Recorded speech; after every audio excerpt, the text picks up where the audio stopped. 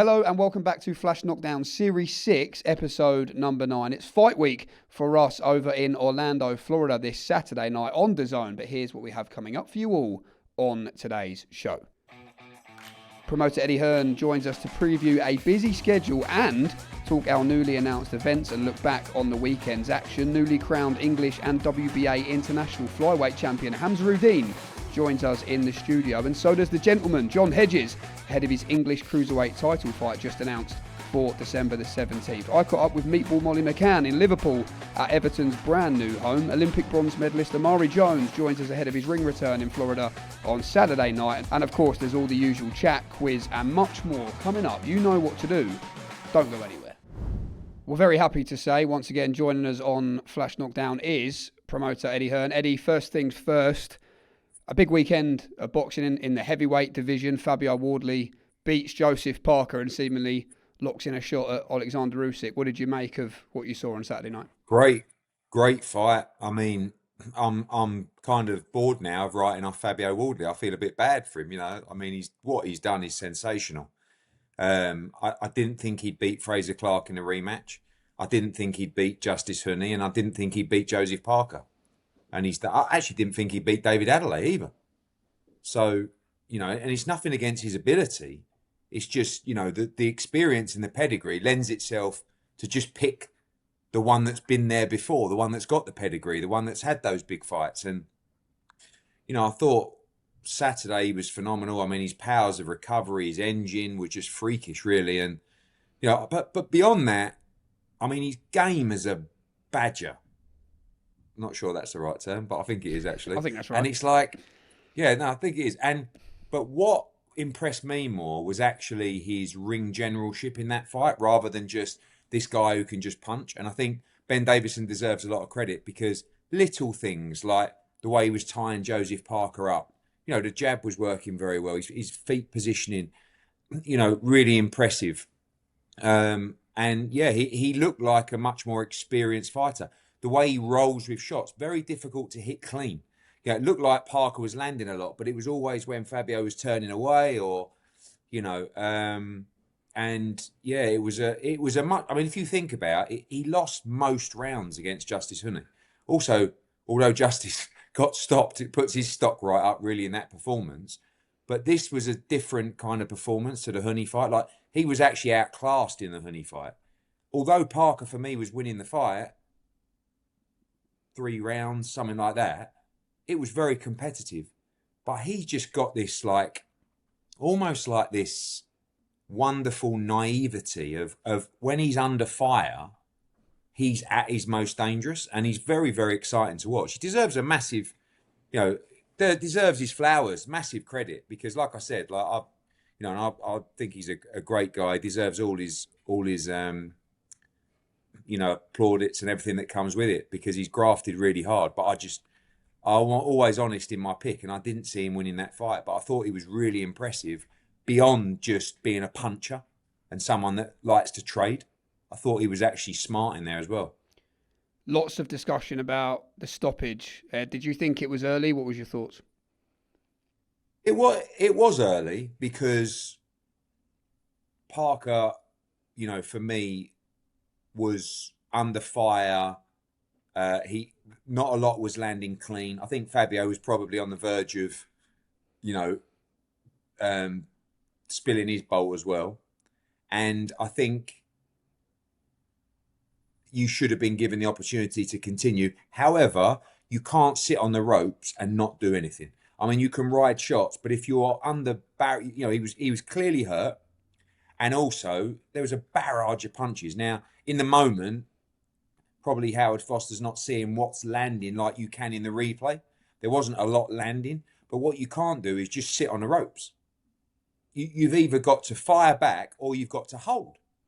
And he did none of that, Joseph. I mean, you know, he was very brave, but he just let Fabio tee off on him. And at some point, you run the risk of the ref going enough's enough. And look, you know, you hear a lot of experienced fighters, ex-fighters, saying that, you know, when is enough? You know, 2 or 3 clean ones, and maybe, you know, it starts questioning the future of Joseph Parker's career. So I never hate an early stoppage. I think for an interim heavyweight world title, I think, and you know that Joseph's very experienced. He's got good powers of recovery. So I do think it was a touch earlier, but I think you can't just sit there and let a fighter unload on you when you're hurt with dozens of punches that are effectively unanswered.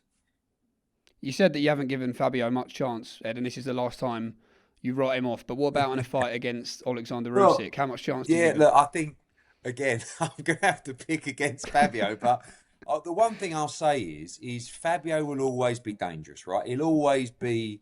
And the thing is with Fabio, what makes him so unique is when he's hurt, that's when he's at his most dangerous. So you can box with Fabio, right? And you like Usyk, for example, Usyk, and again, no disrespect to Fabio, Usyk will box Fabio's ears off, right? Just like Justice Honey did. But he's going to be dangerous. And the problem is when you start actually going for the finish or trying to hurt him or trying to put your foot on the pedal, that's when you start playing. And that's what Justice Honey did. Justice Honey got carried away. He got a little bit sloppy. He thought, I've got 2 rounds to go here. I've won every round. Let's might even get him out of there, which he looked like he might do, and then walked onto one. Probably Usyk won't make that mistake, but listen, if Fabio lands on Usyk, he'll know all about it. I mean, but how mad is it? We're talking about Fabio Wardley fighting Alexander Usyk, and I feel bad for Joe Parker because I kind of feel like he's been messed about a bit, but he got beat in a fight that he was supposed to win.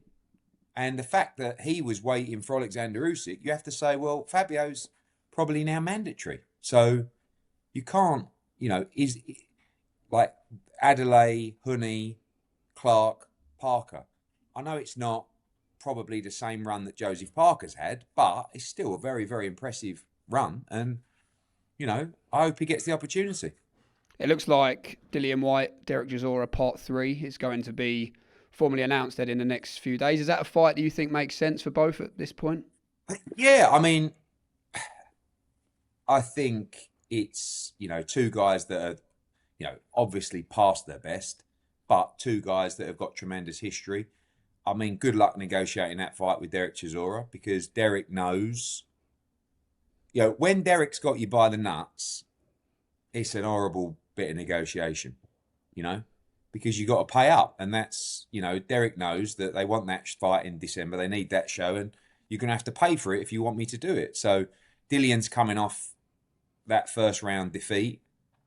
Derek's actually been looking pretty good, really, with a string of good wins. I think I make him a favourite in that fight, but Dillian, he's got a lot of pride. And, although it's, like I say, it's 2 guys that are towards the end of their career, I think it's always great to see those domestic fights.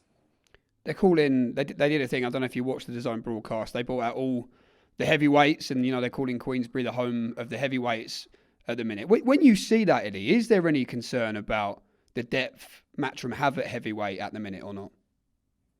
Not really, because I don't see a lot of those guys fighting each other, if I'm honest. I mean, it was like line everybody up and say, who are you fighting? And no one said, we're all out soon, but no one's fighting each other. So, Parker Wardley was a good fight. Why not make Caballero against Dubois? Why not make Moses against Dubois? Why not make Moses against Caballero? Why not make Moses against Lawrence Okoli? Why not make Lawrence Okoli against Daniel Dubois? The problem is at the moment is a lot of these fighters are on big money, and it's not Queensbury's fault because they want to make the big fights like other promoters. But for X to fight Y costs an absolute fortune, and you have to put it on pay-per-view, but it has to deliver numbers, and that is the danger because some of these guys' profile isn't big enough. So you look at great fights like that, like I don't know, a Coley against Dubois or a Coley against Caballero, or it's just not going to hit the numbers. Those guys want millions for those fights, and it's just not worth it. So then you're left with putting those guys in with weak B-sides because of the amount of money they want to fight. So yeah, don't get me wrong, I would like that stable at heavyweight, but it's a real ball ache trying to get those guys to fight each other for the right amount of money. And that's where the pay-per-view problem really starts to kick in. As far as Matchroom does go, though, Eddie, the shows keep rolling in. Fight week in Orlando. What most sticks out for you on the show this week? A few things, really. I mean, we've got this we're moving away from this sort of next gen brand, if you like, in the UK, and we're starting to put these smaller shows in between the bigger shows. We did it with Liddard against Conway, which worked fantastically well. And we'll do it again in Orlando this weekend. And we have a really intriguing heavyweight fight, Pero against Jordan Thompson. Pero now top 10 with the WBA, unbeaten Cuban fighter. Very, very good. Him and his brother, I think they're two potential future world heavyweight champions. In a bit of a bizarre matchup against Jordan Thompson, if I'm honest. I mean, Jordan Thompson is a guy who's had bundles of ability for a long time, right? Looks the part, punches really hard, good foundations, good technical ability, but was boiling him down to make cruiserweight. You know, we had one fight left at cruiserweight really before he had to go, and he rolled the dice against Jai Opetaia, and now he completely rolls the dice against Lenny Pero. I mean, this is a fight for Jordan Thompson, and I don't mind it because, you know, he's a bit in no man's land at the moment. You can come back in an 8-rounder, you can come back in a soft fight, or you can just roll the dice. If you win, you're a top 10 heavyweight in the world. If you lose, you can come back and actually start your campaign again at heavyweight, if you like, if that's what you want to do.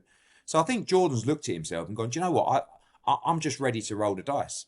There are some question marks against Pero. I think Jordan might be fighting him at a poorer time because I think Pero's been a bit sloppy in the past. I think he's been a bit lazy. He hasn't always come into the fight in the best of conditions. The word is the guys have put the work in this training camp in Las Vegas. Pero's coming into this fight in top shape. But Jordan Thompson can turn your lights out at any moment. It's going to be interesting to see if his resilience improves up at heavyweight. Some people would say it wouldn't, but when you're draining yourself to make that championship weight like he was, I don't think your resistance can be at his best. So, like Fabio Wardley, you're gonna, like, the key to being a heavyweight is being able to take hammer and give it back and have a good engine and stand and trade and battle it out in the trenches. If he can do that up at heavyweight, he's going to be a lot of fun. But, you know, it's a mountain to climb, but they know that. And they're rolling the dice. Elsewhere, Omari Jones back, you know, sold a huge amount of tickets in Orlando. He's got a really good fight as well as he steps towards 10 rounds in 2026. Pat Brown against Felix Villegas, a great fight. I mean, Pat's US debut. For me right now, Pat Brown is one of the most exciting prospects in world boxing. I think he's, you know, you can never say you're a nailed on, you know, to win a world title, but I think this young man is so good. And he's got a really tough fight against Valera. I mean, he's still a baby in his professional career, really. Now, this guy just had a really good competitive fight with Tristan Calroof, Golden Boy's top prospect. I think he's 16-0 or 16-1, something like that. He's a big, strong man. So looking forward to that. Nishant Dev back. It's a good card in Orlando. And the Caribe Royale will be there later this week. And by the time this goes out, Eddie, also another show announced in December on a Wednesday night. What's the thinking there? Yeah, a cold Wednesday at the O2 in December. This is just, Jamie, what I talked about before about slotting these smaller shows in. Although the next gen effectively, really we're moving them away from next gen because I think our young roster is so good.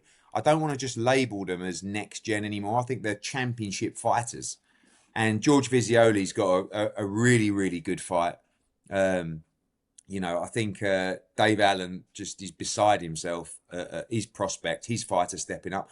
And I've got to say, it's a ballsy move from Dave and Joe. I mean, you know, I think this is a fight where they will come in as a big underdog against a fighter like Vizioli. I think he's looked absolutely world class. You know, but also at the end of the day, you know, he can fight as well. And Dave believes that his man can win the fight. So fantastic that we see a really good domestic fight against two young unbeaten fighters.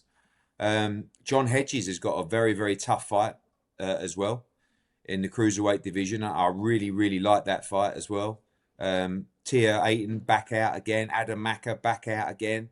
Taylor Bevan back out again. Layli Buttigieg back out again. Our young prospects right now in our stable, phenomenal. And I'm really pleased that we're keeping them active. So, yeah, it'll be an interesting little night. Wednesday at the O2 in December. bring it on. And you won the purse bid for the Andy Cruz-Muratella fight as well. When do you think we can expect to see that one land? You're gonna get an announcement. Right now, we are planning. I mean, if I was like a little bit younger, like if I was young, I would be saying that the 2026 schedule is looking sick, bruv. But on a serious note, the Andy Cruz-Muratalla fight is a wonderful, wonderful fight. I mean, for me, that's a huge step up for Andy Cruz. Muratalla can really, really fight, but we are planning on both sides of the Atlantic just such a wonderful start to the year, January, February, March. And we're probably a week to 2 weeks away from announcing that full slate. I would love to be in a spot where we can announce January, February, March in the next couple of weeks. We've got massive unification fights we're working on, loads of world championship stuff, domestic crackers. It's looking really, really good. But in answer to your question, Andy Cruz-Muratalla, end of January in America, obviously. A wonderful fight for the 135-pound division. And like a tough fight. You know, as much as I rate Andy Cruz, very, very tough fight. And it's a brilliant one. When I hear you speak like that, Ed, how would you describe your motivation right now, given the latest news with Dana White and heading into this new year? What version of Eddie Hearn is this? Honestly, the more motivated I've ever been. The vision is clear. The vision is clearer than it's ever been. I think there's more promoters working together. I think there's more fighters looking to be involved in big fights. You know, we sit with the only global TV rights deal in the world with DAZN that gives us a plethora of dates in the US, the UK, Australia, Mexico, obviously the Middle East as well. So many new territories to be unlocked. Africa is going to be big for us moving forward in December and next year as well. So yeah, I'm honestly so motivated. Not even just, I mean, the Dana stuff is good fun, you know, and definitely that makes you want to go to another level, but just really motivated for our fighters. I'm really motivated by the stable of fighters that we've got, not just at the top, but the ones coming through. Like I said before, there's always the debate, who's got the strongest stable in the UK, Queensbury, Matchroom in America, top ranked Matchroom, PBC, Golden Boy, whatever it looks like. Look at the depth coming through on both sides of the Atlantic, particularly in the UK. We have, in my opinion, the absolute lion's share of the superstars coming through. And not everyone's going to go and make it, but they will all be given the path to walk. And all they've got to do is walk down it, work hard, and be the fighter that we believe they are.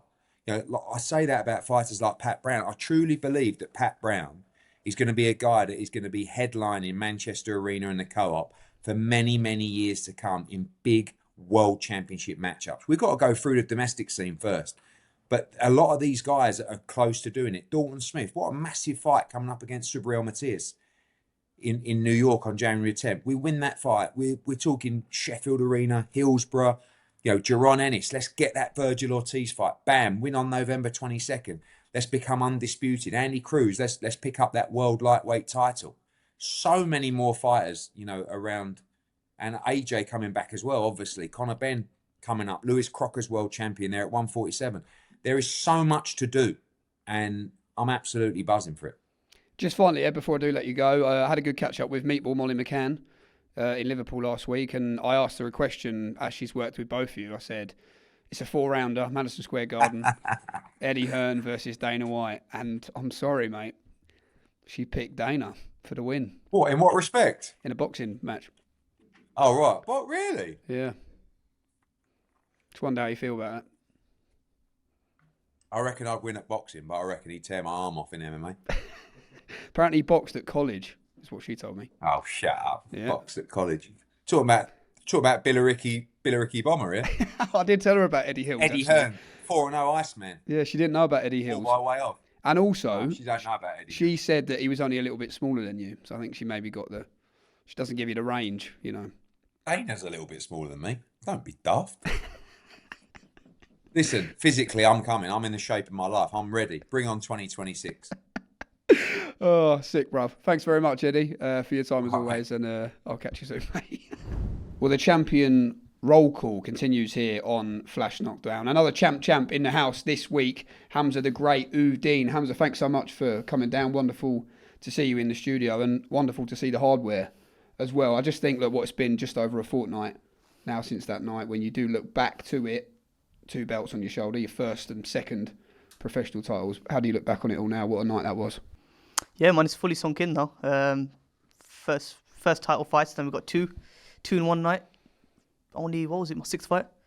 So moving really quick, man. Yeah, debut felt like yesterday, and now we're racking up belts. But a few more belts that we need to get hold of, and coming soon. Performance-wise, where do you assess that one out of the 6? That was good. I think taking everything into consideration, opponent, belts, first 10-rounder, I thought probably up there. I mean, the debut knockout was one-punch knockout. You can't really beat a one-punch knockout, but this fight wasn't far off. I showed my variation, my speed, my skills. Got a little viral clips at the end, so we got the people talking. So I think as close to perfect as it could be. I must say I loved the bit in the interview at the end. I know you asked for the mic. Do you remember when we had this weird tug of war moment? You were like, "No, but it's rule number 1, Hamza. You don't give up the mic." You got strong grip, but that interview was good, man. We got some good viewing, I got a lot of stick for that. You know what? Shall I recreate it right now? Yeah, go on. Down the lens. This camera, yeah? This one. All right, cool. All right, I've got a message to British boxing, to world boxing. Boxing's next superstar has arrived, and his name is Hamza Uddin. If you already know, you already know. But if you don't know, get to know. Because I'm taking over the world, baby. Watch out. Easy as that. Listen, note to all fighters. That's exactly how you do it. My Matchroom social media team. Bro, just clip that. Boom. Collab me too as well, so I get the views. Bro, easy. In terms of that, let me just talk about that self-confidence, the charisma, the self-belief you have in and out of the ring. Talk to us about where that developed from. Is this something that has always been how you've operated? I think it's just a part of me. I've had people doubt me from when I was younger, even when I was a little kid. Even when I was a little kid, when I walked in the gym for the first time, I had my hands down my hips, sticking my tongue out like a cheeky little kid. People were telling me, "Oh, you're like Prince Naz." I'm like, "Dad, who's this Prince Naz geezer?" They keep comparing me. They're taking the mick out of me. He said, "No, he's good." I've just always been like that, I don't know what it is about me, but I think people doubting me, and I don't know, it just fuels me. So I just love it more. Like, I'm a proper wind-up merchant. So when people don't like it, I do it more. So it's just a part of me. It's just who I am. Stylistically, though, how much of an inspiration was Naz for you the more you became familiar with him? Or you're saying this is something you had before you knew Naz was? Less than you'd imagine. This is naturally me. This is a part of me. I've said it before. If you have this style and you're trying to copy someone, you are going to get hurt. You're going to get knocked out. You cannot play with this style. You've got to have it naturally. The natural reflexes, the natural speed. You have to have it naturally or else you're finished. But obviously, don't get me wrong. I've stole a couple of his moves. Maybe a couple of his dance moves as well. Yeah, you have to. I studied the game a lot. I studied a lot of different moves. But Naz was a big inspiration, but I'm looking to even create a bigger legacy than Naz. When you think about, I guess, look, you're always going to face criticism in this game, especially when you're a young man doing things your way, a bit of showboating. You look at even the likes of Ben Whittaker as well. He's a fighter who's faced a lot of criticism in the ring, and almost, it's a bit sad, isn't it? Sometimes I think people will these types of fighters to get beat because of how they are in the ring. How does that feedback make you feel at times? I'm used to it from a young age. I've had it since I was 9-10 years old. I had viral clips of me doing the exact same thing I'm doing now. A part of me couldn't care less, because they're not if my dad, for example, told me that you perform bad, mate, I'd be up 3 a.m., 4 a.m. in the morning thinking about it. But people that are on social media that don't mean too much to me, I don't take it to heart. But at the same time, I like it, because any publicity is good publicity. People are talking about it, they're sharing it, saying this kid's rubbish or this kid's going to get knocked out. It's all good for me. It's all about building my name. I think boxers lack that in this day and age sometimes, that personality, that bit of that fear to almost have criticism. They want to be perfect. They want to seem perfect in the way they box and in the way they talk. And it's good, of course. I like to keep respectful. Sometimes I can come across a bit disrespectful and arrogant, which I don't mean to, but it comes out. But I think it's important to show who you are and not minding about what other people think. Because if anything, that's what gets more views. So works better for me. Do you think, when you think about the journey, let's just actually talk about that just briefly, because I know your dad's a big part of everything behind the scenes and in the corner as well. Where did the boxing journey begin for Hamza Uddin? Why boxing? It's just, well, my dad was a kickboxer and boxer back in his day. He done loads. He was supposed to be what I am now, like the first British Bangladeshi person to do something in combat sports.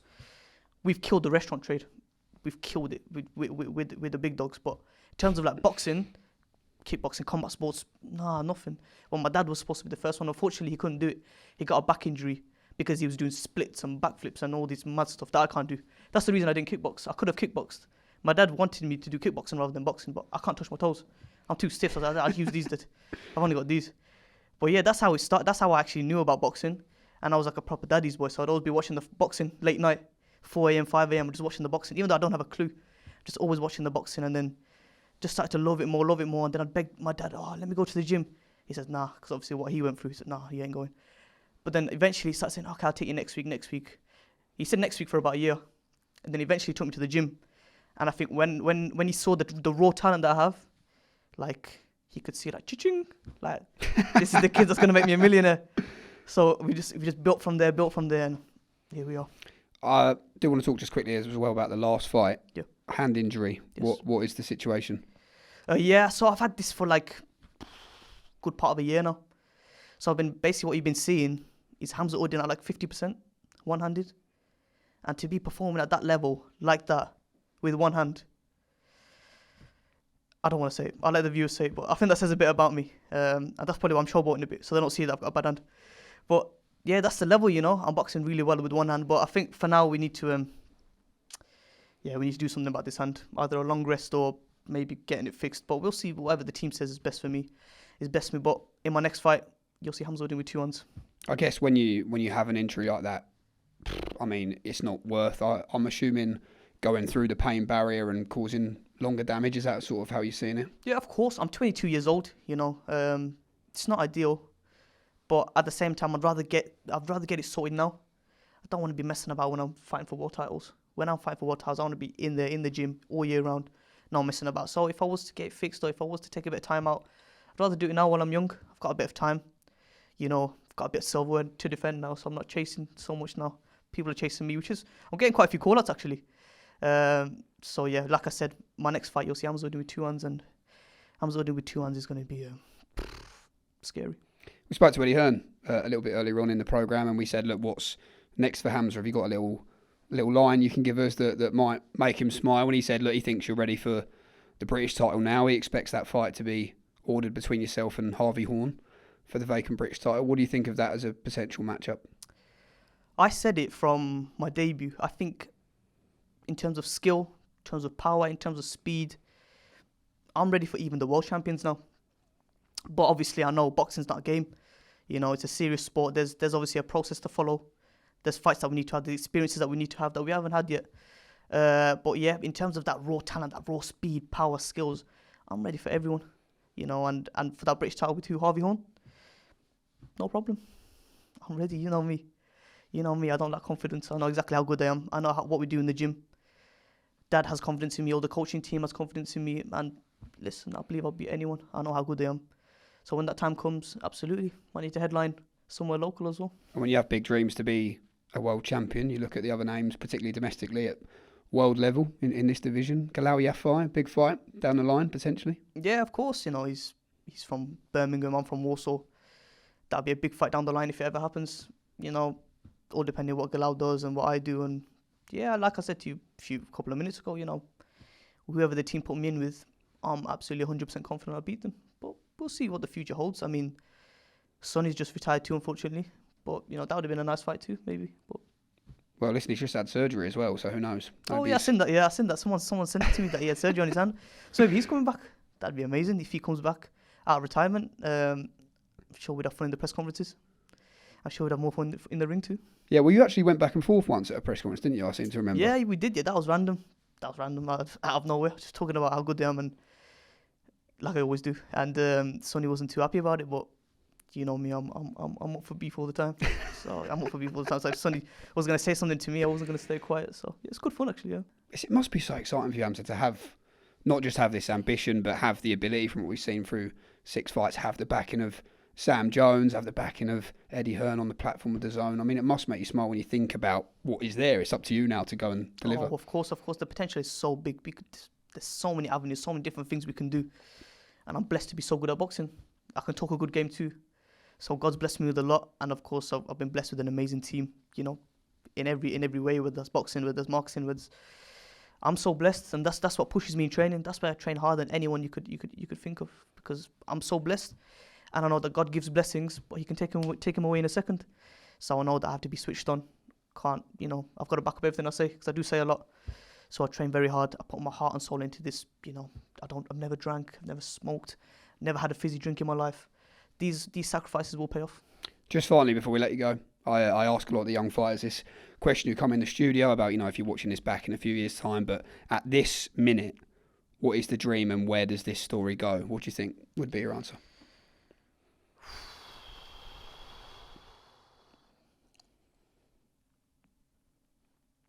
That's hard to say, man. There can be so much. I don't want to undersell myself, because I might look back on this in 2 years and be an absolute megastar. So I don't know, but the future is exciting. There's so much that can happen. So much. Just my mind's doing backflips thinking about it. It's going to be big. But as long as I make my parents proud, the people that support me proud, everything will come. Everything will just flow nicely. It'll all come. But in a couple of years, God willing, I'll be the superstar of the sport. Not the next one. The superstar of boxing. Well, I must admit, I think I'm as excited as you are, to be honest. You should be. Yeah. You should be. I am. Exciting times. Top man Hamza, thanks so much for coming down. Rest up, and a big 2026 incoming. Indeed. Hamza Uddin, what a legend. Well, ahead of her ring return on November the 29th in Birmingham, I caught up with now 1-0, 1 KO professional boxer, Meatball Molly McCann. We had a lovely little chat, actually, in the stands at the Hill Dickinson Stadium, home of her beloved Everton. And she had a little chat and opinion on who she might win a boxing match between two men who have promoted her in her career, Dana White and Eddie Hearn. Here's what she had to say. I think a lot of fighters could learn some stuff from you, to be honest. I could probably learn a lot from some fighters as well, I reckon. Do you think, Don't lead with your face, Molly. You see the way you've invested your money and you've got these businesses behind you. Is that a message to fighters, you think, in some ways? So, do you know what? I think fighters spend the money on the flash things. I think I was like giving them. I was dead lucky, like asking Drake for a watch and that, so I didn't have to like waste my money on that kind of stuff. But people aren't taught how to be smart with the money, and I even remember Tony Bellew and Brian Peters, like Katie Taylor's manager, was like, get in, get as much money and be smart with it, don't blow it. And if we're real in life, like, women don't always get the same opportunities in sport or in terms of like sponsorship and commercialisation. And I know someone who speaks like me and operates like me probably wasn't going to get that, so I had to be smart with what I got. And it's not life-changing. Well, it is life-changing for me and for people where I'm from, but it's not like multi-millionaire stuff. But I'm comfortable and I'm secure and I'm proud of how I've managed to do it. I've never like lost my integrity. I've never sold out for a bit of money.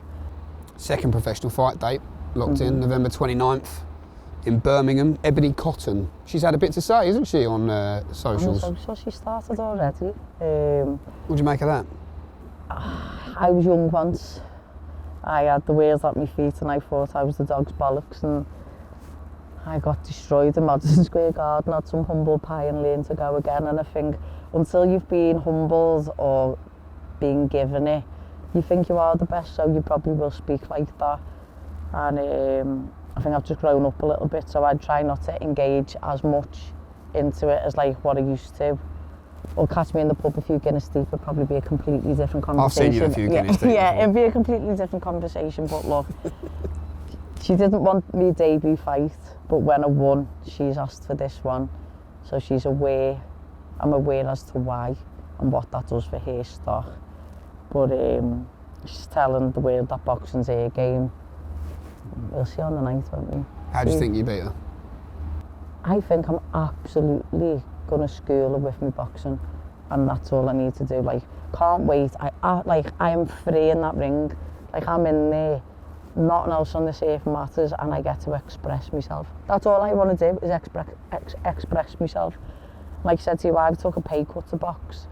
You could have gone and done something else, like the influencer shit or bare knuckle, and got a lot more, but my purpose is to win a world title, respect the sport that I started in, and to give back.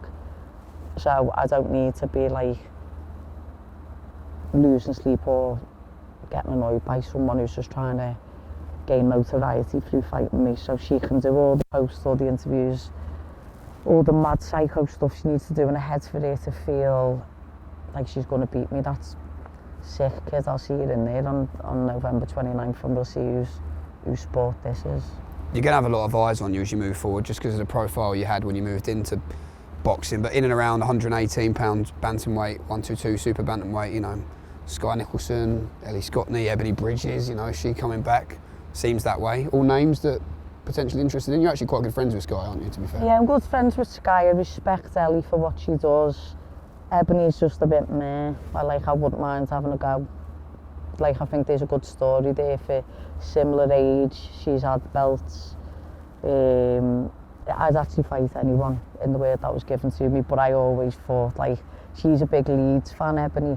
Do you know what I mean? And when I seen her once, she was like, I think she thinks she could beat me, so I wouldn't mind, like, having a knock with her. That'd be a big fight, that. Yeah, I reckon so. I think she's got pull, she's got a good name, she's got heart, and she hits hard. Do you know what I mean? I respect everyone who gets in there. Well, respect's ain't in there, but when they've done, she's like, people could belittle her because of how she's come up, but she's been smart in everything that she's done, and she's been a good businesswoman, but she's a mouth as well, isn't she? So I'm sure me and her will get into absolute murders. Do you imagine me and her sitting down in front of each other, just going at each other? Imagine the face-off, yeah, and the press conference would be amazing. I know. Here's another question for you, a bit of a rogue one. Let's picture the scene, right? 4-rounder, Madison Square Garden. It'll make sense in a minute. Okay. 4 rounds, Madison Square Garden. In the red corner, from Brentwood, Essex, Eddie Hearn. And in the blue corner, from Boston, United States, Dana White. 4 rounds. Ding, ding, who wins? Dana can box. But I just feel like Eddie would just be like, fuck it, get me a load of one-to-ones every day. You know what he's like? He's got his whoop now, he does his running, he eats well. I think Eddie would stick in there, but I think, I don't know if Dana's got too much experience for him. How many fights has Dana had, boxing-wise? I don't know how many he's had, but at college when he was younger, he used to box, and I've seen him spar. Have you seen the footage of him sparring? Pretty handy. He's handy, yeah. Eddie had a couple of amateur fights, I think. Did he? Yeah. Did but he? That's why he changed his name, or Barry changed his name to Eddie Hills. Right. Because he didn't want him to get beaten up. But Eddie was gutted when they introduced him as Eddie Hills, yeah. Well, if you look at Eddie's shape, you'd think he's long, he'd keep Dana on the end of his jab. What height's Dana? I think he's like that much smaller than Eddie. There's a picture, I'll send you is it. he? There's like me in the middle. So Eddie was came to Vegas, I was fighting and Conor Ben was fighting in Vegas, and Eddie's come in and he's like, I was just fucking speaking about you to him. And sorry Eddie for that really shit. What was that? That was my Brentwood accent. And then Dana was just like, oh, it's nice to see you, Mal. And I said, Dana, I said, can I picture with you both? And he went, yeah. I said, my current boss and my future boss. And I just like, Eddie was like, fuck off, do you know what I mean? But I said, because I manifested I'd always box for him. So it's mad to see where they're going. Because I'm the only person who's been promoted by both. Do you know what I mean? So I might go, Eddie Dana was better than that to me, you know. Was he? Yeah. Yeah, he was. You got the chips, haven't you? Yeah. Maybe it's your fault, the fallout. Probably. Everything's my fucking fault, lad. Yeah. We're very happy to say we have another champion joining us in the Flash Knockdown studio here this afternoon. English Cruiserweight Champion, Mr. John Hedges in the house. John, how are you, mate? Good to see you. Very well, Jamie. Sounds good, that. English Cruisers, Yeah? I mean, yeah, I'll take Used that. to it yet? Or? They're still sinking in, do you know what I mean? Yeah, definitely. Yeah, I mean, look, what I find mental, John, is I often go back to this. I remember the day we announced you. Yeah. I think it might have been like Christmassy time. Was it near Christmas? Or January? October, Oh, maybe. Forget yeah. that, then it wasn't Christmas. But I remember the day we were doing it, and I remember the little promo video you sent over, and you're like, oh, John Hedges, I'm 18-year-old super middleweight, right, full of the charisma and the chat. Full of Sam Jones influence on it. But I was like, how on earth is this guy making super middleweight, even at that age? And like now you're sitting here, what are you now, 23? 23. And you're a fully fledged cruiserweight. Is it mad to think how much your body's changed in that time? Massively, Jamie. To think I actually made championship weight. So I made 168 on my debut, which was, Mate, I know I diet hard now, but the things what I was doing back then just to keep myself at a certain middle, because I thought I was so young, got to be big at the weight. If you're not big at the weight, you're going to get beat by these men and da-da-da-da. And then, yeah, mate, crazy. I think, look, I don't think I ever made light heavy. I moved up to light heavy, but always made catch weight.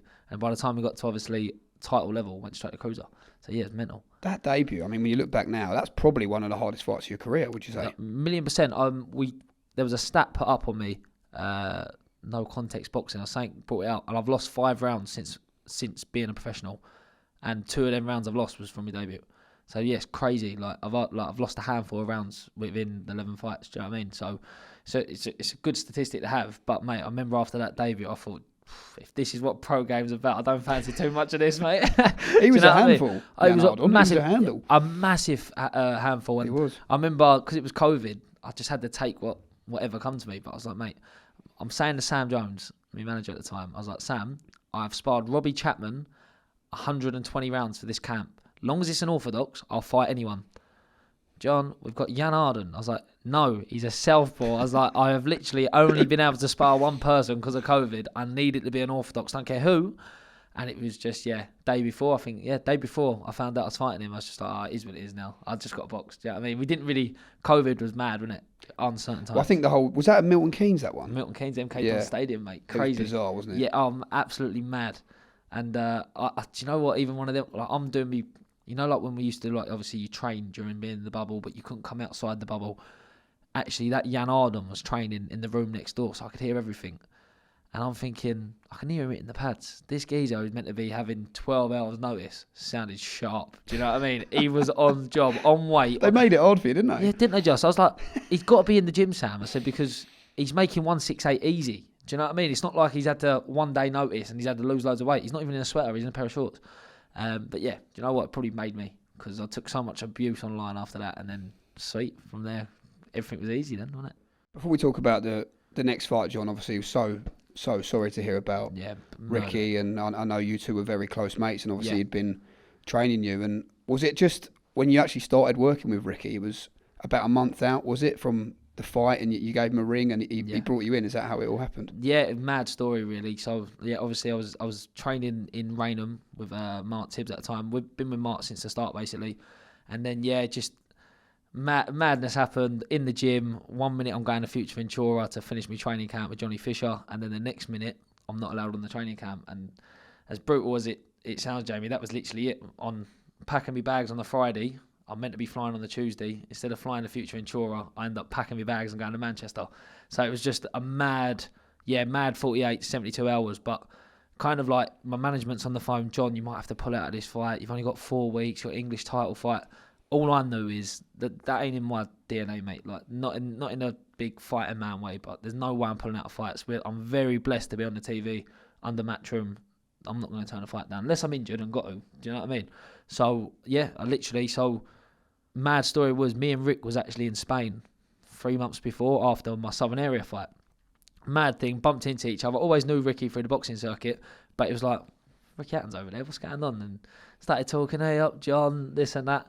He was like, if you ever need a favour, don't get me wrong, we all had a few bevs and that, but if you ever need a favour, you know where I'm at. He said, I've always liked you. And he'd done this mad Sky Sports thing where they told him, I was only like 17, I just turned pro.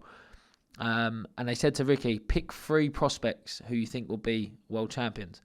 And this was me. I didn't even know Ricky knew my name. And he picked me, Bradley Ray, and his boy Campbell. And I was like, he had to choose Brad because he was at the gym. He had to choose Campbell because he was his son, but he's actually thought about me. Do you know what I mean? So yeah, it was a mad buzz, and obviously stayed close with Rick since that interview, and then bumped into him in Spain. And do you know what? It was just like I sat there and I was like, who do I go to? Like, as much as there is loads of gyms around me, there's a lot of gyms with other fighters in who I could potentially be boxing. Don't want to be in there and upsetting the apple cart and things like that. So I was like, right, just got to think. And I was like, Dad, do you know what? Imagine Ricky Hatton training here. I said, what an opportunity that is. And he was like, is it doable? I was like, well, look, he always said, ring him up, and if you ever need him. So I just literally didn't even think, just belled his number, didn't expect him to answer. He did. I was like, Rick, I'm gonna put a load of words at you now. Just say yes, say no, or think about it. Do whatever you want. And he went, you better get your ass down there. I'll see you tomorrow. And that was literally it. He put his life on hold. He had holidays booked. He had he lives a mad. He lived a mad life, Ricky, and he put everything on hold to get me training. And I just thought, mate, what a gentleman. It was just made me a career. Learned so much in Manchester, and even down to I put this on a post not long ago. Ricky knew I was staying on my own, so he would literally train me in the morning with all the other boys, and then bell me and say, I need you to come back in tonight. We need to talk about tactics. But when I deep down look at it now, I don't even think it was. I think he just thought I was on my own. Do you know what I mean? He had a heart of gold, mate. And a lot of it will stay with me forever. What made your friendship special, do you think? Realness. Just real, Jamie. Do you know, like, there was no... He would tell you what he thought, and there's no, like, hidden agenda. There's no... Like I know financially he was very secure, but money never come to Ricky's mind with me. He didn't want to know what I was earning. I tried paying him for me fight. He would not take a pound off me. He said, because like I'm not at a position where... He said, hold on a minute. Like I tried paying him. He's like, look, John, you're renting an apartment what you don't want to be living in Manchester because you've been given no choice. He said, I'm not going to take money off you, mate. I just certain things. It was like, it weren't even a question. You go out you go out for a coffee and you think, right, you've got to talk about boxing. They just taking you out as a mate. Do you know, like there was just a certain way what he had, and I just thought it shone through. And I think you see from the funeral and everything how everyone thought about him. He was such a great character and, very highly respected. How do you think Jonas impacted your motivation to get everything you can out of this sport? Yeah, massively. Look, I was in the gym with Rick 24, 48 hours before he passed away. Do you know what I mean? So it's like, how good he was and how quick life's changed for him, his family overnight. That just, for me, I've always been 100% committed to boxing because I think it's such a small journey. If you don't give it everything now, you're only going to live to regret it. But it just shows you even more. Do you know what? Put your foot down, chin down. He used to say, chin down, chest up. Do you know what I mean? And just go for it, mate. And ultimately, I've always said there's no pressure on me now. I've won an English title. I think after my debut, as we we're saying, Jamie, no one thought I'd win another fight. So, do you know what I mean? Let's just... I said to Eddie, said it to him in the ring after my last fight, give me some big fights now because I've earned my stripes. I've done exactly as I've asked. Now let's see how good I can be. And it's all going to be announced soon. Well, by the time this goes out, it will have been announced. All right, happy days. December 17th, a cold Wednesday night at the Indigo, English title, Ellis Zorro. How does that sound?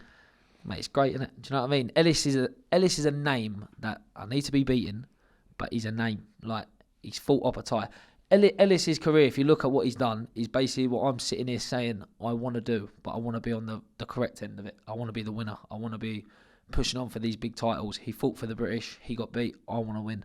He fought up a tire. Great payday in Saudi Arabia. That's exactly what I want. That's what all us young fighters want. Do you know what I mean? So I think by putting on a statement like Opataya did and doing a proper job on someone like Ellis, it just shows that, I'm amongst the mix of the best cruiserweights in Britain and the world, but now take me serious. Do you know what I mean? And like I say, he boxed the Loys just recently, and Loys was, compared to me, getting a lot more praise and things like this.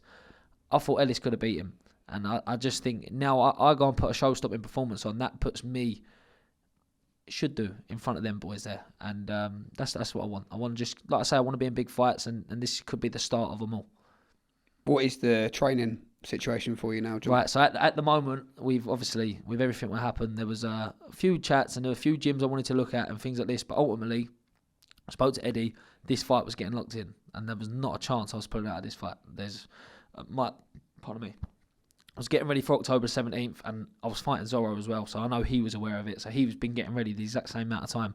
I think if we look back at this, we've probably had a 3-month training camp for each other, do you know what I mean? So it's been a good bit of time, but I didn't need no extension for a fight. This date suits me. I'm in very good shape, probably the best shape I've been in my career, do you know what I mean? Which I'm going to need to be because I know Ellis is a good fighter. I've now moved back to Essex, back living at home, back with my family around me, so that definitely helps, do you know what I mean? It's definitely, as much as I didn't mind being away, it's nice to be home, innit? Do you know what I mean?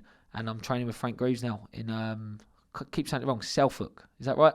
Self-walk, innit, on paper. Oh, Southwark. Southwark, there, I told you. Can't say it right. I've been saying it to everyone as well. Like, do you know what I mean? Southwark. Southwark, that's where I'm at now. So, I prefer your version, mate. Yeah, it sounds better, doesn't it? Yeah, you say it how you want to say it. Because the way I say it, like Southwark, it could be took as Suffolk. So I'm like, do you know what I mean? Self-walk, you know where it's at, don't you? But you two gelling nicely? Yeah, mate. I've known Frank a long time, so Yeah, I haven't even announced it, so this is the first time we'll be going out. But yeah, me and Frank get on well. Technically, Frank's great. I believe he knows Ellis inside out, so that's the sort of person I need around me to beat him. Right, I know you're fully focused on Ellis Zorro, rightfully so, biggest fight of your career so far. However, I'm going to give you some names. Yep. Just want to tell me how you feel about potential matchups and how they would go. You ready? All right, let's have it. Chev Clark. Beat him. I think Chev's a very good fighter. It's probably the best time to be fighting someone like Chev now, because when he first signed with Matchroom, I feel like he was a bit more younger, a bit more fresher. But nothing taken away from Chev. I actually really get on well with him. Good mate, sparred a lot. But yeah, ultimately, I'm in that mix now. I need to be beating people like Chev. British champion, Vidal Riley. A fight I'd love. I said to Eddie, if I could have that now, that would be the one I wanted. I think stylistically, I'm Vidal's nightmare. I don't think these big puffed up cruiserweights, big strong men who are only 6 foot tall, cause Vidal any problem. But I do think a 6'6" southpaw does. And like I say, boxing's it's all about styles. You could knock out a world champion and then get beat by a southern area just because you can't adapt to that style. Do you know what I mean? So I just think me and Vidal would probably stink a venue out. And I'm not going to say it's going to sell great. Do you know what I mean? I'll be completely honest with you, because we're both boxers, aren't we? Do you know what I mean? We both like to box on the back foot. But having said that, you're never beating me at range. Like, and I don't mean that arrogantly or cocky. It's science, and it's 6'6" versus 6 foot. Do you know what I mean? Pat Brown. I think Pat's one of the better cruiserweights in the division, definitely. Not really seen him tested yet. I feel like everyone he's fought, he's done the job on as he should have done it. Do you know what I mean? But yeah, definitely, I think Pat's one of the better fighters, and if paths cross one day, we'll definitely get it on, won't we? Because he's, by what I hear from his stable, they're good, proper fighting people. Do you know what I mean? They'll fight anyone. So yeah, I think I'm slightly ahead of him at the moment, obviously, but mate, the pace he's going at, fair play to him. We might probably cross paths. And just finally, December 17th, Ellis Zorro. Ellis Zorro, I've got to be beating him before any of them other names mentioned, so I can't be sitting here saying I'm going to beat them others if I can't get through him. All eyes on Zorro. Do you know what it is for me? Like, he's had some great wins. He beat, obviously, Jose Burton and people like this, but I just think, like I say, styles make fights. I'm a 6'6" southpaw. Don't matter how much Ellis wants to tell people he's all right with southpaws. Do you know what I mean? We know he struggles from the past, and ultimately that's what I've got to go do to him now. And I do say this, it's a win at all costs, but I need to be putting on a performance that people remember. John, I will just say before we go to the quiz, I think you have a wonderful mindset, a great outlook on life for such a young man. And I have no doubts that Ricky will be with you every step of the way, mate. And cheers, I know you know that as well. Yeah, 100%. Look, I don't ever try and take things away from boxing, but ultimately boxing's gave me a good life. Do you know what I mean? So, I see some people talking, if I don't do this and I don't do that, you're in a fight. Do you know what I mean? Like, and I definitely mean what I say about you can fight a world champion and beat him on one day, and the next day get beat by a novice. It's on the day, isn't it? It's who turns up. It's who wants it more. You're two big men swinging at each other. But one thing I will say, I've got no regrets in boxing. I will fight absolutely anyone, and I'll back myself every time. John, you're a top man. Do not miss John Hedges, the gentleman, and that is I would say a pretty much 100% accurate representation of the man in the studio today against Ellis Zorro, part of a big night of boxing action from the Indigo at the O2, December 17th, live on DAZN. We do now go to the 9th instalment of the greatest quiz in boxing, face to face to face to face. Yes, welcome back to the greatest quiz in the history of boxing, face to face to face to face. Episode number 9, we've drafted in the big guns, English Cruiserweight Champion John Hedges. Look, John, you look at the leaderboard there. Yeah. Listen, you've achieved a lot already. 23 years of age, couple of professional titles, put Takeley, Essex on the map. On the map, big time. But if you can slip in front of Jimmy Sainz, Giorgio Vizioli, and Johnny Fisher, how will this feel for you? Do you think? I think this will be the top of it. This is me world title, Jamie, today. Yeah, this is it, mate, isn't it? Yeah, I've got to get 4, and that's the thing. Got to leave Leo in the dust a little bit. If I can't get 4. Yeah, it's not looking good, is it? Well, listen, John, I'm going to hand over to producer Scott, who's just going to go over some of the rules for those who haven't seen how this quiz works. Thanks, Jamie. John, I'm not going to lie, this is a tough one this week. As our viewers will know, it's auto-generated, so we've not fixed the face in any way, shape or form. So I ain't been stitched up here? Not at all, no. Right. You can still get 8 points. It's still up for grabs for top spot. This is for charity, so if you are at the top at the end of the series, you do get a payout to your chosen charity. A couple of ground rules, so it's 2 points per section of the face. Yep. On Jamie's iPad, we're going to bring up on screen about now the face. Jamie will pass that iPad to you. So it's 2 points for each section. If you don't know the answer to any of them, you can ask for a clue. It might be good, it might be bad. Oh my. Where are you starting off? Oh, what is this all about? Realisation has hit the gentleman on set. See, the lips, they definitely look... I don't want to say it. Right. The eyes? The eyes, I know. I've got the eyes. I think, well, saying that, I might not. The nose is putting me right off. That's what I can't... The nose is... Did you tell the people that this was a really old one? Yeah. When it came out, when our graphic designer sent it over this morning, I did think John's in for it. Yeah. So I'm not going to lie, it's probably the toughest I favour one. myself at quizzes as well. It's probably the toughest one. Who do you think the eyes are? CBS. Chris Billings. 2 points. Question for you. Who is a bigger gentleman, you or Chris Billings-Smith? Oh, he's a nice man, isn't he? He is, yeah. Yeah, he's a nice man. Nah, do you know what? I think, look, I'm equally a nice man, so yeah, together. There's no one better, no one worse. We are mutual. A pair of gentlemen. Gentlemen. Yes, exactly.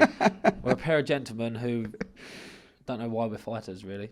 And also, you're now paired up with Leo Atang at the bottom of the leaderboard. So at least you're on the leaderboard. Right, I'm on there now. Hopefully it's the only way up from here. Poor old Leo's was definitely easier than this. I really want to go for a guess at the bottom. Oh, okay. But you can have a clue if you don't know. That might help or it might not. The name I think of is a prospect, and I just don't think it is. Now I'm looking at it again. Right, the lips. I'll have a clue. It's not a bad clue, actually. I'm back in the ring in Monaco on December the 6th. Do you know who's fighting in Monaco? Yep. He's on that board. If you know who's fighting, is it's a Pat big... McCormack. 1 point. Yep. 3. Well, I'm lucky I didn't guess. I'll tell you what. Taylor Bevan. Well, Oh, did you? Yeah. if you get the next two right off the bat, you go to the top of the leaderboard. So you're in play. Right. I like the tactics there. Yeah, right. So that's one back. 3 Right, points. we've got to go now. If we go to the top, look, that, You can zoom in a bit if you want and like. damn it, I'll that, tell you what. that the nose. top of the nose. Yeah. Oh, bloody. I'll have a clue on the top. Okay. I was born on the 21st of August, 2006. Oh. So if you think of the age there, that may help. 2006. Well, then I think I should have just guessed it because I think I know what that is in. 2006. Tier 8. Correct. 1 point. Should have guessed it. So I swear to you, I should have said it. That's, So, I thought John, that was tier if 8. you can get the last one right, you go to 6 points at the top. So what of year the were you leaderboard. born in? 2002. Mate, It's I'm crazy. Yeah. I remember going to the Euro 2006, 2000. Yeah, oh man, I'm old. Anyway, 97 I was. That sounds ancient. 97. Oh, way back then. try 87. Unk status. Try 87. What my fucking granddad? So how many points am I on? You're on 4. So I'm if on you get 4. this one right off the bat, you go to the top. If you don't, I mean, you could take a clue. Look, there's Maybe no I way see. I'm getting this off the bat. I don't think. Right, yeah, go on. I have a clue. Clue on the nose. So if you do take, Yeah, I'll be above Jules Lillard, Okay, though, won't I? okay, So I'll okay. take that. okay, the clue is, I used to train just down the road from this studio here in Finchley. Come on, John. Right, so AJ used to train in Finchley, didn't he? So who used to be around him? Oh, I love this quiz. Used to train just down the road. Right. Ain't who I thought it was, was it?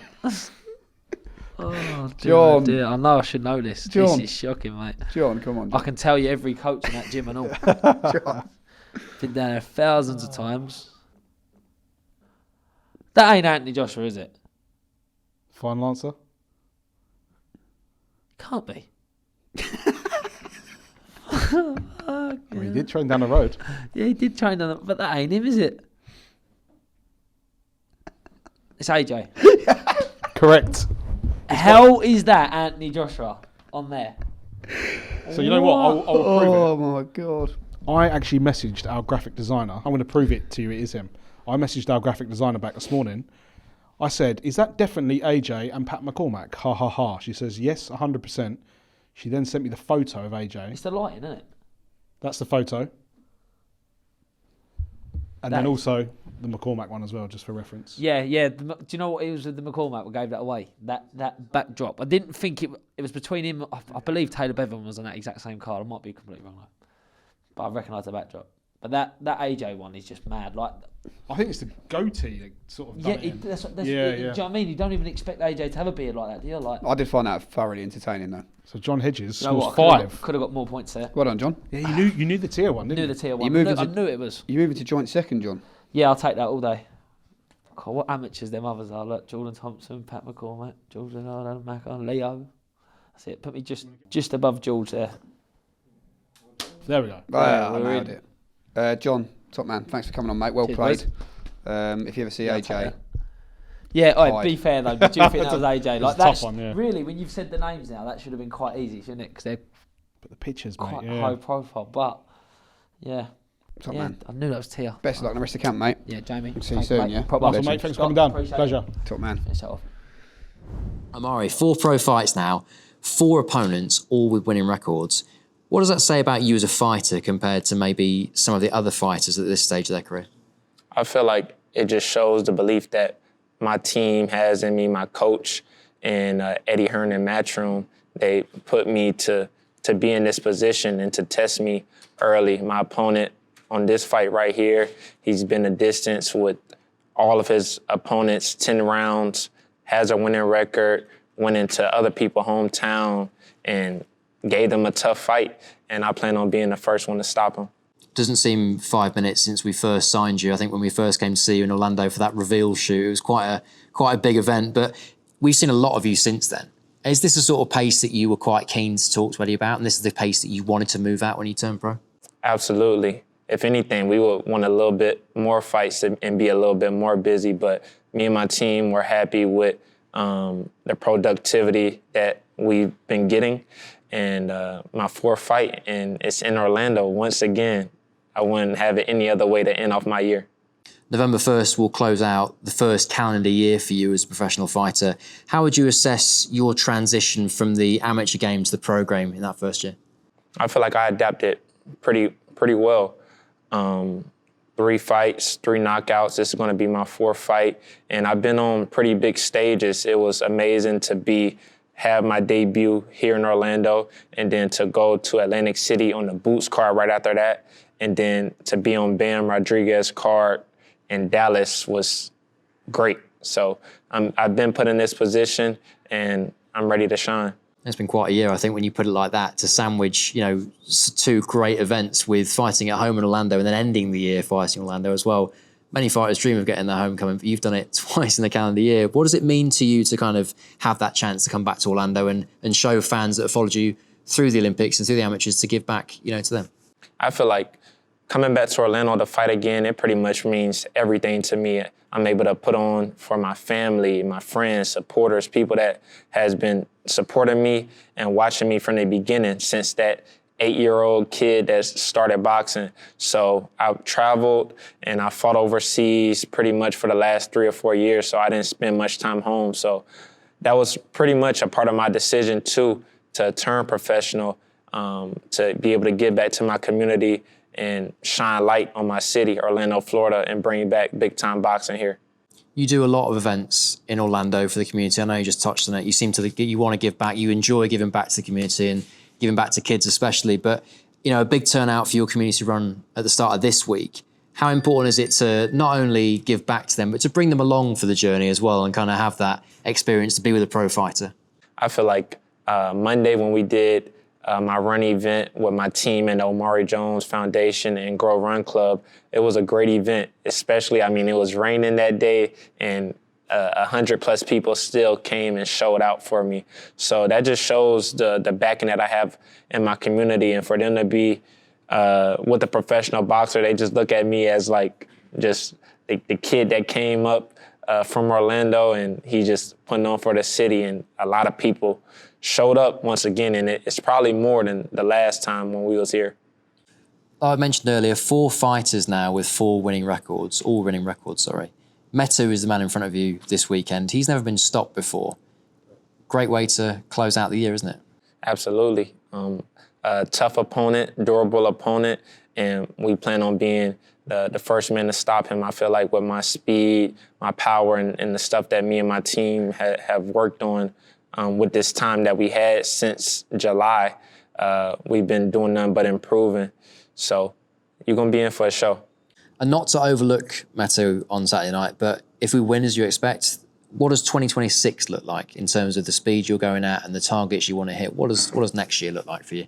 Well, next year will still be pretty busy, I feel like, and I would love to get a fight overseas in the UK. That would be something special to me and my team to fight overseas, since they didn't really have the chance to come overseas with me a lot of the times when I was traveling for the Olympics. So to make this trip next year with them would be something special to us. When you map out the rest of your career, and I'm sure you've got a timeline in your head that you visualize and you kind of, speak into fruition every day, but in terms of when you like to be challenging for a world title or a date or a time that you've set for you, for you to be world champion, when is that time for you?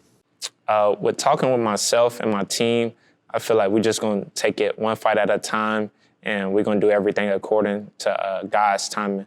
When God feel like it's time for us, I feel like the opportunity will present itself and we'll be ready for the moment.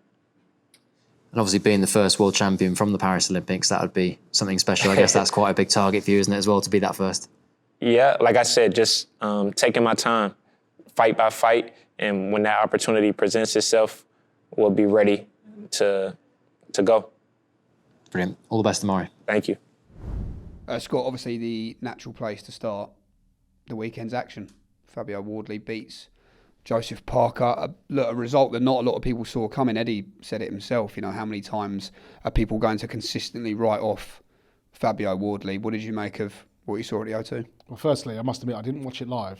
I watched the whole card, the undercard, up until the section where all the heavyweights are on stage, and it just hit me. I'm just too old for it now, mate. I mean, it was pushing 11 o'clock at that point. So I watched it the next day on DAZN's YouTube.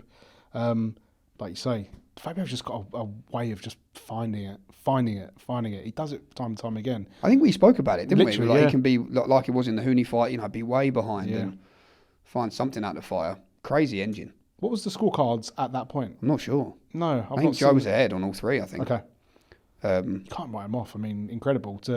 We was talking before off camera, his story to this moment is almost remarkable. You could probably write a film about it, to be fair. So I'm just very, very intrigued to see what happens next with Usyk. Yeah. Is that the fight? Hopefully. Amazing. He deserves it now, Amazing. Right? Yeah, I mean, who else is there really? We spoke last week about Joe Parker's been waiting around for this moment. He's now lost, so... Got to feel for Joe a bit in the same breath, I think he probably should have had the shot before that Wardley fight. Hindsight's a wonderful thing, isn't it? I think he just wanted to stay active. Yeah. He didn't want to sit around and wait for what's happening with Usyk, but heavyweight boxing for you. Exactly, yeah. Do you have a good night, though? As a fan, on, I guess, having a few beers and enjoying myself. Great atmosphere, actually. Solid numbers as well. Not sure what the attendance was, but from where I was sitting, it looked good. How many photos did you post with? A few, actually. A few, yeah. No, look, it's always fun, isn't it? I actually got asked by a couple of lads from Portsmouth, and they were like, listen, make sure the next time you're on the podcast, you tell Eddie Hearn that you've got a fan base in Portsmouth. So, cheers, lads.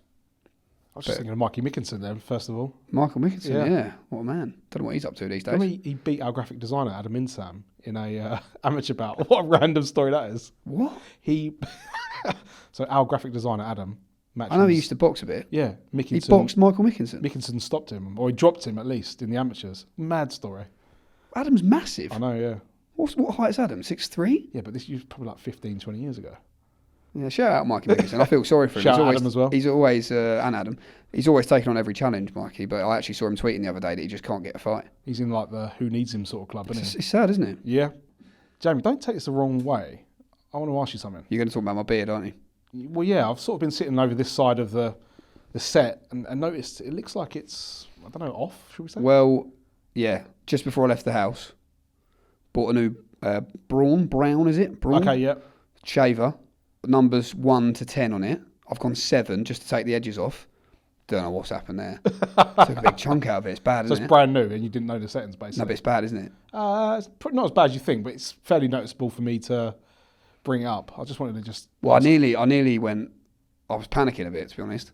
And I was like, maybe I'll just shave my whole beard off and then it'll grow back. Wow, you've not done that in years. No, I look terrible. And I'll be single.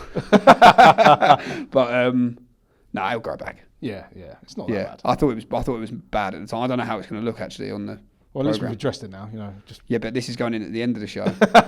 So people through the whole show will be slagging my beard off. Anyway, people are watching me. People want to hear us talk about the fight week on Saturday over in America. Look, interesting that Pat Brown makes his American debut. Omari Jones on the card as well. The main event is an intriguing one. What a roll the dice moment, as Eddie was saying once again, for Jordan Thompson. I mean, what a way to gate crash the heavyweight division that would be, wouldn't it, on Saturday night? I've got a weird feeling. I'm not saying Jordan's going to win. I've got a feeling he's going to have a moment, whether he drops Perot or something. I don't know. Just got a weird feeling because it's so random, this fight.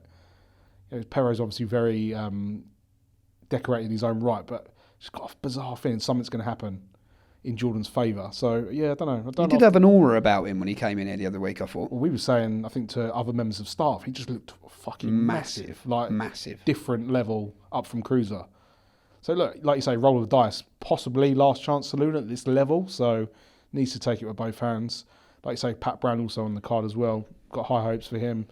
I guess it's the beauty of boxing on DAZN, right? He can now box in America for the first time as a pro.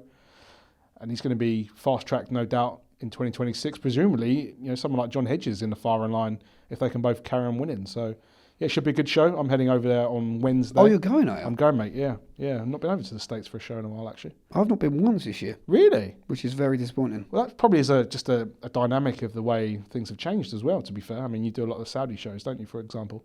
Yeah, but no, it's disappointing. I love a fight week in America. Favourite ones you've done? I've been blessed and lucky enough to do some crackers, mate. It's that fortnight. The fortnight, the first one. Yeah. It was my first American show. Okay. Katie Taylor, Serrano, New York. Straight on a plane to Vegas for Canelo Bivol. It's all been downhill since then. No, but it doesn't get much better than that, does it? That Taylor Serrano was just epic. The loudest, probably. I'm trying to think what other ones. Oh, do you know what I really enjoyed? Sonny against Bam. Yep. I really enjoyed Canelo Triple G. Yep. I think that might be my lot. I'd love to go back out in January. Dalton Smith, I think Eddie mentioned it on the show earlier. Oh, I'm in Barbados. Sounds like the second week.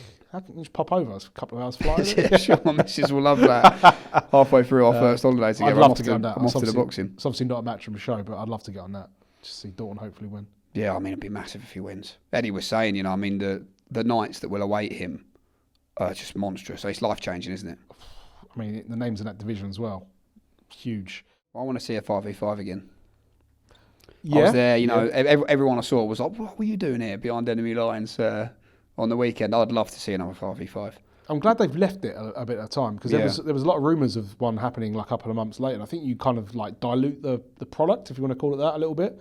Maybe do it every couple of years so it feels a bit like a World Cup sort of thing. It's coming around again. Yeah, that'd be good. That's what I think it should do. Even the same date, vibes. When was it? Last June? So already, yeah.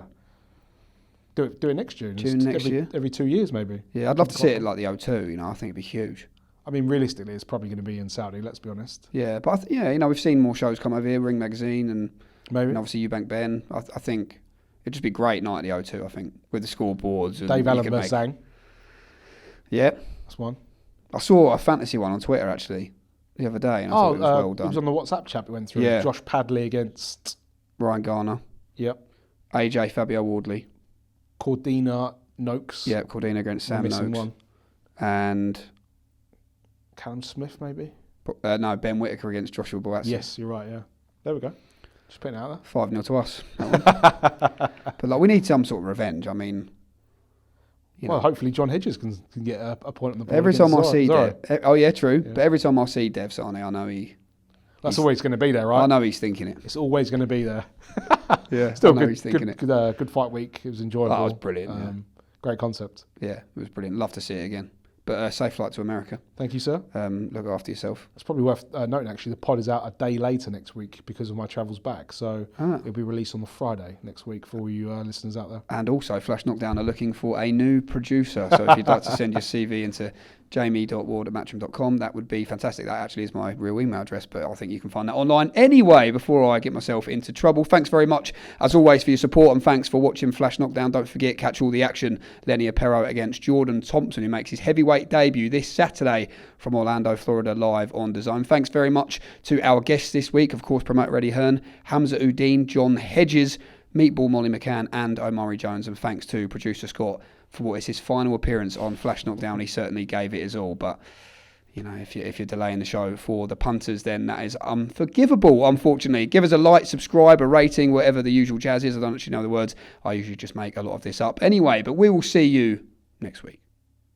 What a shot!